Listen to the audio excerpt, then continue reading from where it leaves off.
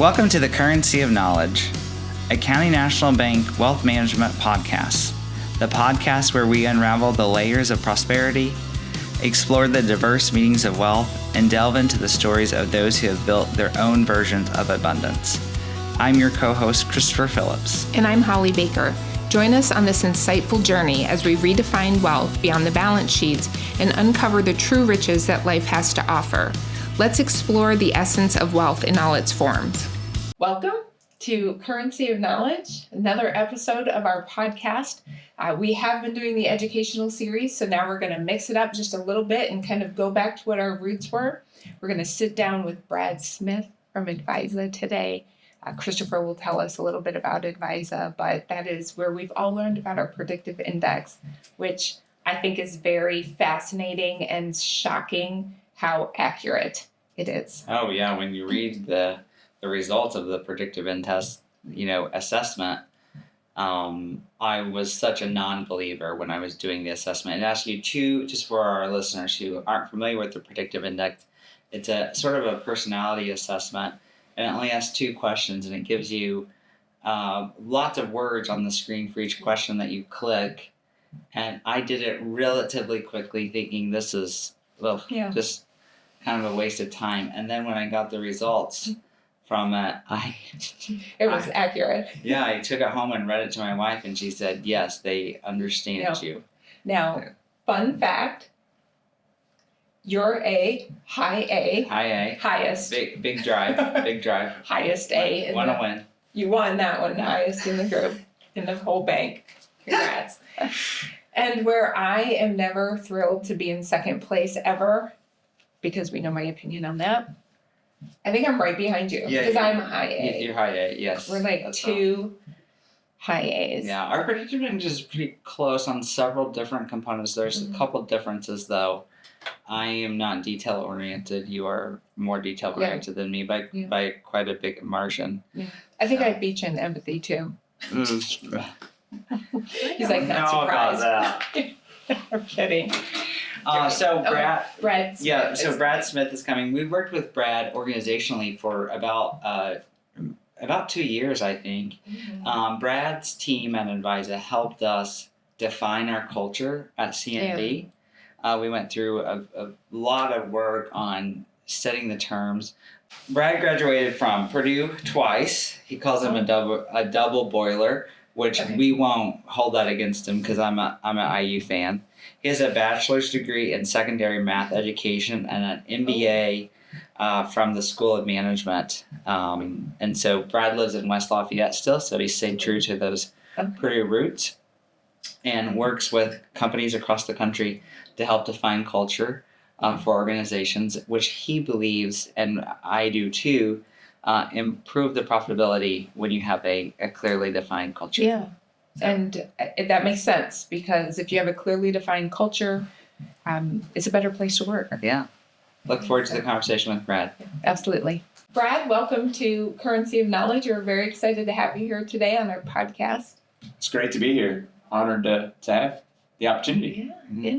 So as we talked earlier, we're going to speak a little bit about the Predictive Index. But before Christopher jumps in, I think you and I had a connection on running. We did. Are you still running? I'm still running a lot. I was actually thinking about the watch that you're not wearing the Garmin today, but I am still running. I'm still running probably 30 miles a week. Yeah, good.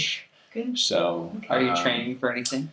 Great question. I will probably start in the next couple of weeks preparing for the Purdue half. So Purdue's right in my backyard, and I find it so much easier to run when I am at my own bed and routine.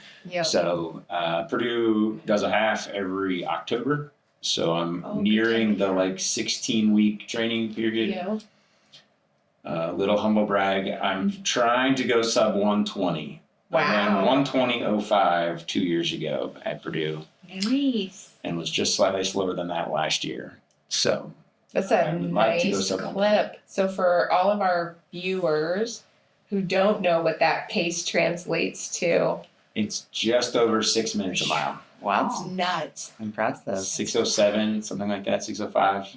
So it takes to go flying. Yeah, I don't think I can go much faster, period. But Oh, sure. I have a book you can read. I'm gonna go. I want to go sub 120, yeah. and when the kids get a little bit older, and I have a little bit more time, then I'll start doing what you do and go for the longer distances. And I don't know that I'm flying all over the world to go run. Yeah. Are you? What's the next one on your?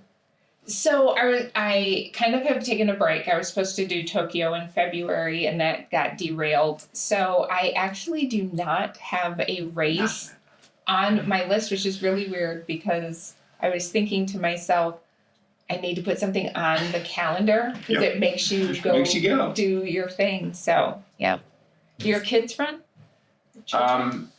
My oldest is my daughter. She's 13. No, not really any running for her as of yet. Softball, volleyball. Our middle oldest boy is 11, and he's starting to get into some. He does a little bit of it's not official cross country yet, but does a little cross country. I think he's going to do a little mini triathlon this summer. So he's been doing a little swimming. He really likes the swimming. Okay. So, and our youngest, I don't know what he's going to do. Okay. It's too early. How old is he? He is almost 9. Okay.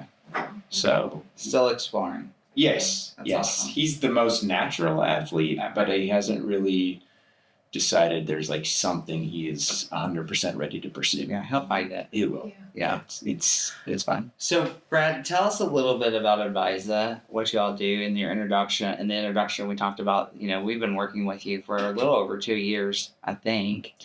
Well, you talked about Predictive Index. So Yeah. Predictive Index, I'd actually have to go back and look in our records. I think that's been in 5 to 10 years, historically.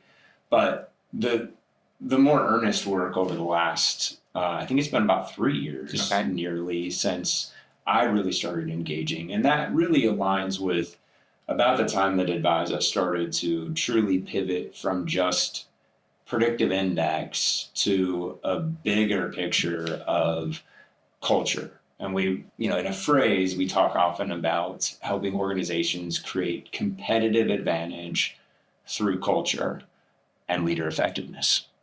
Why do you think that a strong culture gives companies a competitive edge? Yeah, we think ultimately when we think about competitive advantage, there's some sort of result that every business is seeking. Right? In the banking world, we have deposits, it's assets under management, it's loans closed. But if you're making widgets on an assembly line, it's widgets per hour or widgets sold. It's, in the tech world, it's some sort of metric. All those metrics matter. But if it's just how do I get those things and push harder, it gets really, really challenging. So we talk about that the thing that precedes that is a customer who is satisfied and wants to keep coming back. And no matter what the industry is, the thing that precedes a customer is an engaged employee. Some employee had a key experience with that customer. And the reality is the thing that moves the needle for that employee more than anything these days is the culture of the organization, especially in the post-COVID reality. Employees really believe that things like work-life matter, things like how my manager treats me matters to them a lot. And those things all map back to culture, right? And so that is what we're talking about these days. And so for us to connect the dots into the Predictive Index piece, when we think about culture, we really think about 5 things, and we use the acronym ATLAS to talk about it. So activation from above, trust and shared purpose, the leadership effectiveness, actionable people data, that's where the Predictive Index piece lives along with some other things, and systems that support the leaders that are operating inside of that culture. And leader effectiveness really is the hinge, it's the fulcrum in all of that.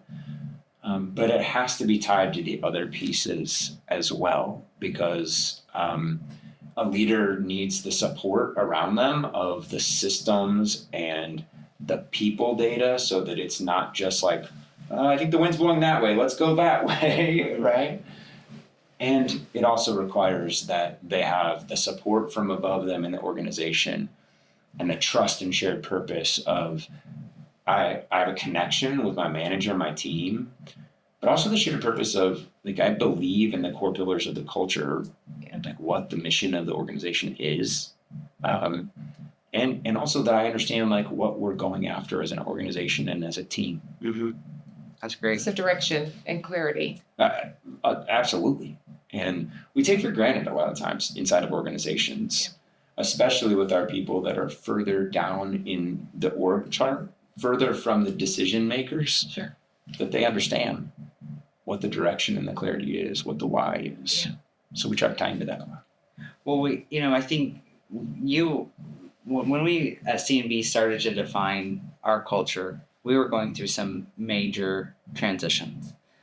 And it was a difficult time for the organization. And having that collective language now to talk about what our culture is really a really value add to us. We want to be an organization that is driven by our culture and living that out every day and helping to have the words to define what we want was super helpful.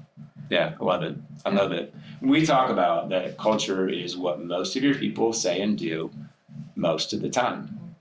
And so you can stumble into that or have it kind of consume you and turn into things that really aren't what you want, or you can create it very intentionally and purposefully so that it starts to inform, we often say, what you celebrate and what you tolerate, what you don't celebrate and what you don't tolerate. Because then we have some sort of grounding to anchor to as we think about what we want to be defined by so that it starts to feel that way to our customers and our employees and our teams and so forth. And it kind of catches, right? Yeah. So as it grows and you get momentum around it, we want to be not only the bank of choice in the communities that we serve, but we want to be the employer of choice as well. Absolutely. And so since we are a community bank, we have to recruit from within That's right. our community. And so we want our culture to kind of catch fire and spread out. And so people want to join County National Bank. Yep. And we'll be right back. At County National Bank, you're not just a number. You need a partner, not just a bank. With 90 years of local Michigan banking experience, we're here to ensure your success. We offer a wide range of business loans, including commercial real estate, equipment financing, operating lines of credit, agricultural loans, and more. At CNB, decisions are made locally. Our loan officers are here to listen, and we are just a call or visit away. You can also contact us online at cnbb.bank. We can evaluate your financial picture and tailor a credit solution that fits your needs. County National Bank, where your story matters. Member FDIC, Equal Housing Lender, NMLS 399979. We're back and we're sitting down with Brad and we're kind of right in the middle of talking about culture and where we were at County National a few years ago. I'm sure your process is a systematized process, so you kind of do it the same one for every organization. So just how do you start to know what I would imagine the first step is to ask the question, what is the culture? Yeah, and we try to use, again, some sort of objective, actionable people data to help ourselves understand, but really help like the executive team understand, because sometimes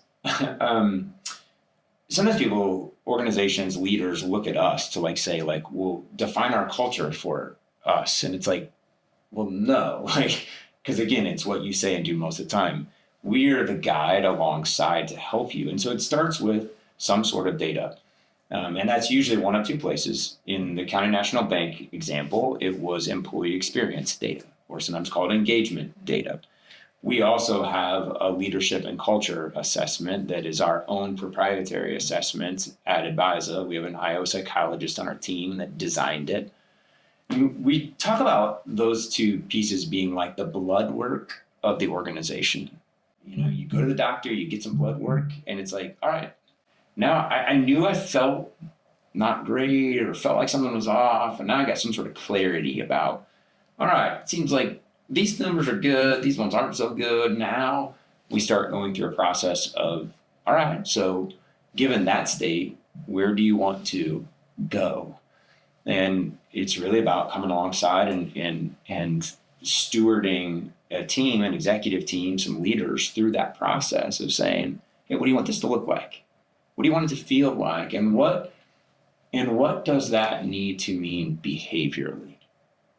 Sometimes when we think about culture in organizations, it's like, hey, we have these nice words up on a wall. And we talk about wall art doesn't change anything. Yeah. Right? You can put whatever wall art on the wall you want, but if your people go and behave some other way, that's what your culture is. And to your point, before we went to break, like this idea that it has a momentum.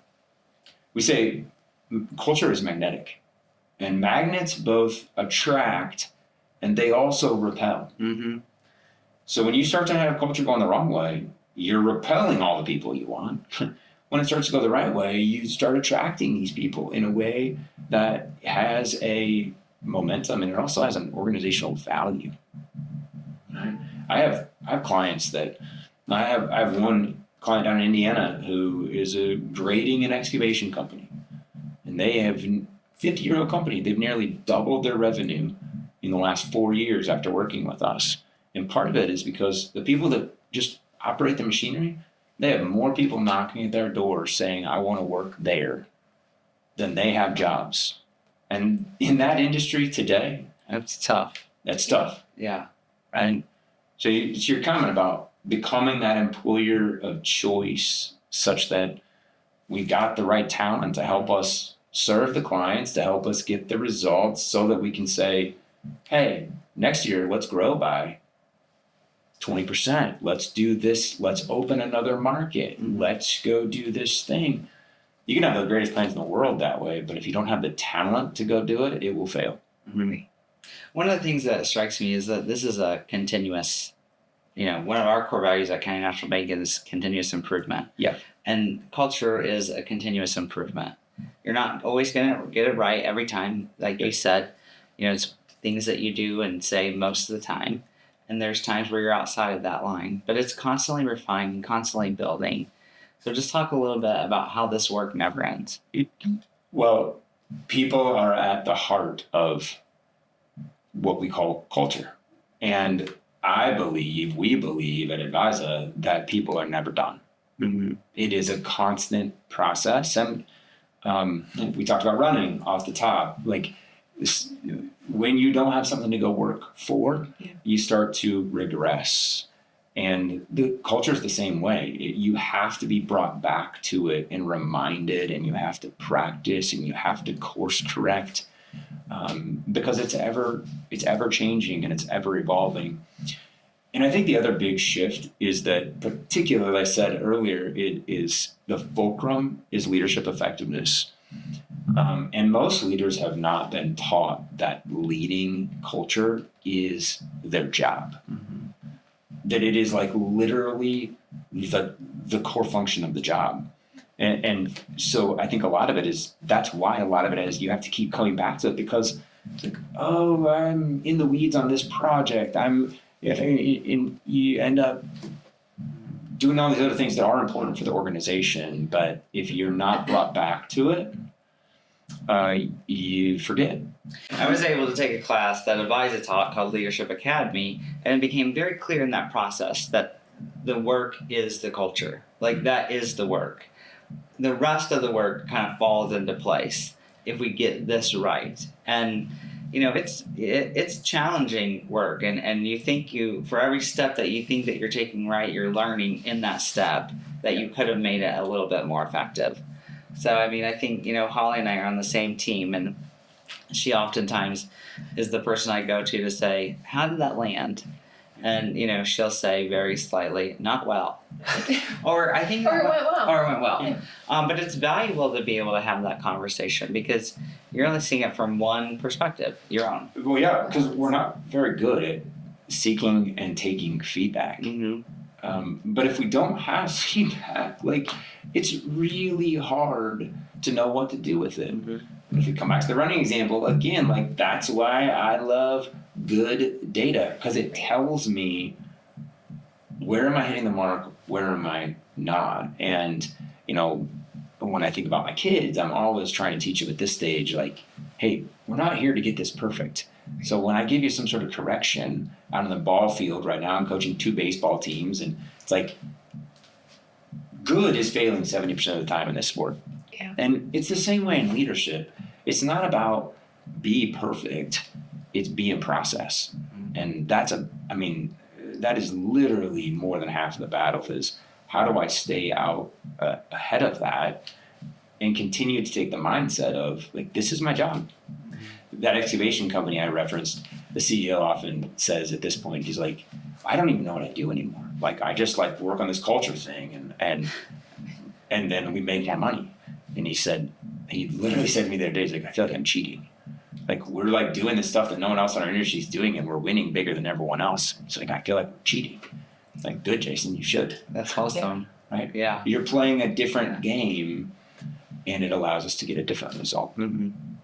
My wife, when we lived in Indiana, she was working in physical therapy, and she had a coworker who said, I would muck stalls with a toothpick with you and her teammates. Yep. And I think that speaks to the culture that they created in their clinic, because they had a really core group that came together and they worked together as a team, and it was a really neat place for everyone to work. And so when you can have that sort of, as rough as an analogy as it is, but it makes a very clear point that team is of value to them, and so I think that's really good. Well, and if you come back to what I was saying earlier about every organization has some result they have to get, but as a lot of times as leaders, it's like we're hyper focused on the result. Where if we can hyper focus on the culture, you get people that are like, well, I don't even care what result we're going after. Like, if that's the culture and that leader that is exemplifying that culture, like, I'll go whatever it is. Like, if you decide that you want to sell brooms, like, I'm selling brooms. I'm doing this. I'm doing that. Like, and to be clear, it works the other way too. Yeah. When it's not that. The culture is eroding, and they have leaders that aren't embodying it. It's like, I love this work, but I'm not doing it here. Mm-hmm. Well, that does come back to the whole idea of I'll follow my leader because I believe in my leader. Yes. And then you can, we've all been at organizations where you're like, I would not. You go first, and then I might follow you. That's right. Yep. We say all the time, people don't quit a job, they quit a boss. Yeah. And it goes both ways. Mm-hmm. Oh, good. We'll take a quick break. At County National Bank, your financial goals are our priority. The CNB Mortgage Team offers personalized service, connecting you directly with CNB loan officers for expert guidance. We are committed to helping you choose the right loan, ensuring you make informed decisions that fit your budget. At CNB, we minimize your risks so you can confidently achieve your homeownership goals. Experience the County National Bank difference. Find a list of our locations online at cnbb.bank. You can also apply for a mortgage online. Member FDIC, Equal Housing Lender, NMLS 399979. Okay, we're back. Brad's like, get it together. All right, Yeah. Brad, before we get to our question, I love to ask, and Holly loves to ask. I do. Tell me a little bit about you live in West Lafayette, or do you live in Lafayette or West Lafayette? West Lafayette. West Lafayette. Oh, Yes. So you're like all in the Purdue stuff. Yes. Yeah. I'm okay. about a mile and a half from campus. Okay. So like when I go on my long runs, I Go. most often run around campus and What's that big hill at campus? Slater Hill. Yeah, do you run up there? Not usually. No. Although I do have to run up I run up right next to the football stadium. Actually, is my typical route. So on game days, like a lot of times I run on a Saturday, and everyone's like filling the stadium, and I'm like weaving through just to get a little bit of the vibe of game day. So That's fun. You're married and you have 3 children. Married, 19 years next week. Congratulations. I think 19 years. Yes, a week from tomorrow. Keep those things straight. Yes. Yes, and 3 children, 13, 11, and almost 9, a girl and 2 boys. Yeah. Now, interesting fact, I went to college with Brad's sister-in-law, No way. but we didn't know that until he came up for the first visit, and I don't even know how we stumbled across this little nugget. Oh, you were one of the first people there, and we were just making talk, and you mentioned Indiana originally, and then we kind of honed in a little bit further, and then you knew my father-in-law's name, and I was like, okay, wait a minute. That's wild. Texted my sister-in-law, Yeah. like, guess who I just met? Yeah. Which actually, she was at our house just yeah. last weekend for our daughter's birthday, and I forgot to tell her that I was coming up here and doing this with you. So, Well, I'll just send her. send her a picture. Send her a picture. We're hanging out. Yeah. At this point, she knows that Yeah. we're like interactive. Well, I think your mother-in-law saw my mother-in-law recently and said, "Hey, I think Brad and Christopher work together," and my mother was like, "Your son-in-law works at the bank?" Indirectly. Well, that's very fast. So you're very busy. You coach baseball for the kids, you said. Correct. Are you still coaching volleyball? My wife did volleyball this past year. I did not help much this year because I just needed to be present for the boys more. Yeah. I think she's done coaching. Gotcha. So. But not done. But your daughter's not done playing. She's not sure if she's going to keep on with the club volleyball. Okay. Which we would be okay with, I think. Mm-hmm. She'll do school. Talk about culture. There's a culture there. There is a culture, and we're not sure that we like it all. Yeah. So, she still likes volleyball, but it's just it becomes an opportunity cost issue. Yeah. I mean, our daughter really loves family time. Okay. And that's rare. It is. I mean, almost. Admittedly, we complain sometimes about like she won't give us our space. Yeah. But that's a great problem to have with a 13-year-old daughter. It's fantastic. Yeah. So it gets to be hard. She goes to these big tournaments, and then she comes home and she's moaning because like I don't have family time. And then it's like, okay, we can't have family time at midnight. So like that doesn't work for any of us. So like something's got to give. This doesn't work otherwise. Including her brothers. She likes being around her brothers. She does. That's. I mean, they fight every now and again. Sure. But there's enough age difference between the oldest and youngest that they particularly, like to engage. But she does well with both brothers right now. Wants to go on vacation with them, and she's doing overnight camp for the first time this summer along with her youngest brother. The middle one didn't want to go, but they're both going to overnight camp the same week. So she really likes it. It's great.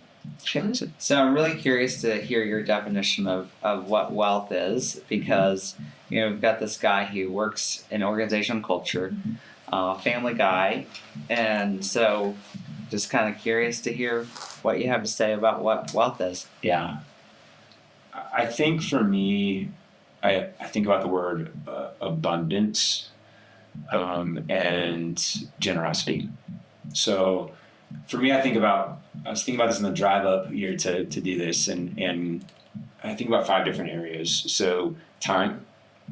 Like one of the things I love about being a consultant is that I control a lot of my time.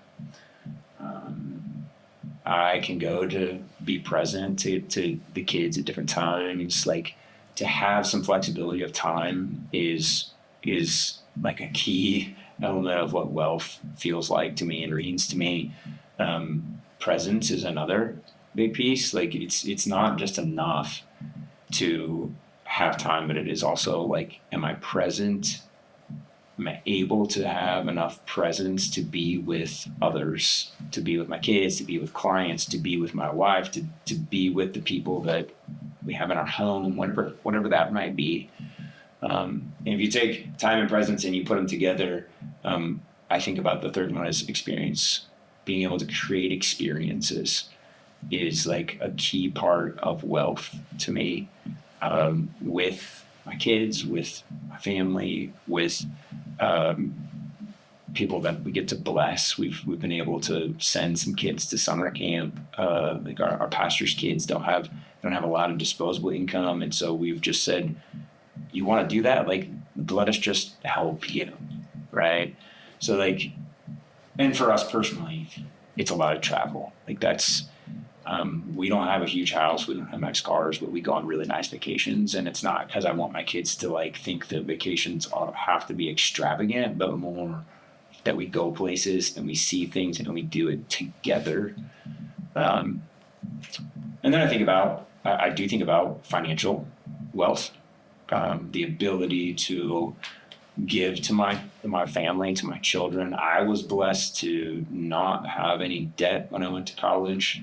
I think about giving my kids a similar experience. You know, I don't want to have so much wealth they don't have to work, right? But I do think about what is it to have that sort of abundance. And then, you know, assets, but again, for the ability to give and to share.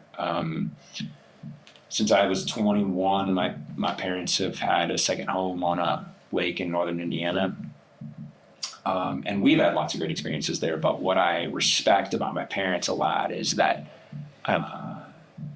when the family's not there, like when the grandkids and things aren't there, it's just them, like on a weekend or whatever in the summer.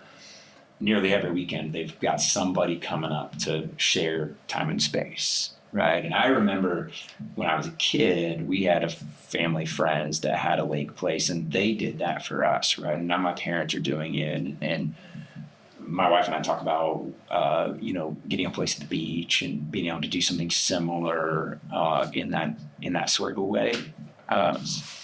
So it really, like, those are the things I think about when I think about wealth. I think about that ability to curate abundance in a way that is giving, in a way that is multiplying and isn't just like my nest egg for me. Yeah. So that, you know, those are some of the things. That's basically how you're living your life. Yes. Yeah, I think it's fantastic. I think that's the most defined definition, or most structured definition that we've seen here. Does that surprise you? No, How really. you know of me, Christopher? No. But I love it because it hits all of the, you know, what I know about you, working with you. Mm-hmm. You know, it felt like very authentic, and it's really important for wealth advisors to have this conversation so that we can curate a plan that carries out what your definition of wealth is. Because if Holly and I are sitting in our room working on a plan for Mr. and Mrs. Smith, you know, we can get it wrong. And if we don't have this conversation, so that conversation is super helpful to us so that we can define the plan. And, you know, what we heard in there is, you know, you want flexibility, not all the time, but your money. Yeah. And you want to be able to share what you have with not only your children, but your friends and family and those organizations that you cherish. So I think it's a great definition. Really appreciate the time and the way you structured that. Absolutely. Thank you. It's been a pleasure sitting down to talk to you about what you do, your running, and then of course, now I was thinking to myself, that sounds like your own family culture. Yeah. Kind of bringing it back. So thank you for sitting down with us. Yeah, my pleasure. Thanks so much. Securities and insurance products are not FDIC insured, not being guaranteed, subject to investment risk, may lose value.